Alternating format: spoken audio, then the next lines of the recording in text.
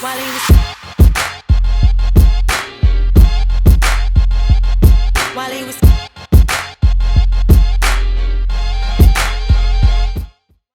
So, when you started the brand of BuffaloFoodSlut and the page, at what point in time did you realize you're always out here? I know you have the energy, picking up traction, where you noticed people were really starting to follow it and follow it. I think when I hit 5,000 followers, I knew it was time to launch something and make it a brand, which was crazy on my part because I was just like, we're just going to see how this works. But get this, the day that my clothes came in the mail, my joggers, where are they? My OGs. This was the OG color, that purple, and my black ones. Okay. Right? The day that I get them in the mail, I come home from work, and it's the day, that Monday, that all the bars and restaurants got shut down for indefinitely. Yeah. And I was like, what the hell am I supposed to do with all of these clothes? And my dad looks at me, and he was just like, well, you got some money here, so keep going. And my parents were so awesome. I lived in the city, but used my parents' whole entire living room as my inventory space with boxes and boxes. But they just like redid their garage, so it was like they didn't even hang out in their old living room anymore. But we just moved all the couches and had a whole office set up there.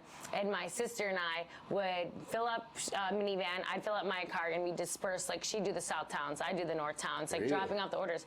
But I got maybe like 100 pants my first order, sold out in 3 days.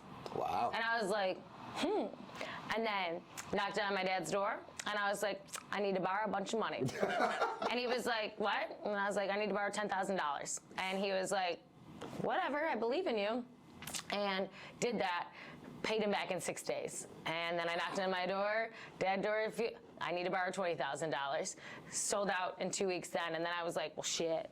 I'm in clothing now. Yeah. And so then all the restaurants were closed, and I couldn't do this at my house anymore. Like, and then eventually I was bringing stuff into my living room, because then my girlfriend and I moved into this bigger apartment, and it was the middle of summer, so we weren't using our one one living room. So I had boxes all in there, I had boxes in storage, boxes in the basement, and boxes everywhere. And so then I put on my Instagram and I said, hey, I know all the restaurants are closed in Buffalo. I would love to rent out space from you, like to help out restaurants, right? Pay them, right? And then ended up in so many. Free Street Tavern was reaching out to me, 5 Points Bakery, like anyone was looking for a source of income, you know? And then Macy's Pizza, Nick reached out to me and was like, I don't have much, but this used to be like a small little law office. And when I first came in here, I didn't want it.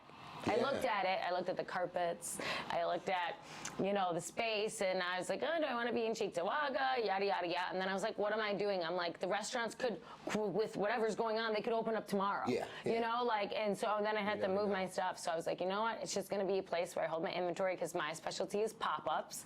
And then it ended up being just into this little, it's not much, but it's so perfect for a first-time business. And now we're going to be doing a whole renovation of it in probably 2 or 3 months, and I can't wait. Lots of gem tones and like acid wash floors, and it's gonna make this place just so much better, because then I'm gonna have more store hours. I'm gonna want to make content here. Like, this is my little ghetto backdrop right now that my one intern does some of my TikTok videos, like, but I want to have like more lighting, the God's lighting. Yeah, all the God's lighting. Yes. Touched by an angel. Thanks, Kevin. Yeah. while he was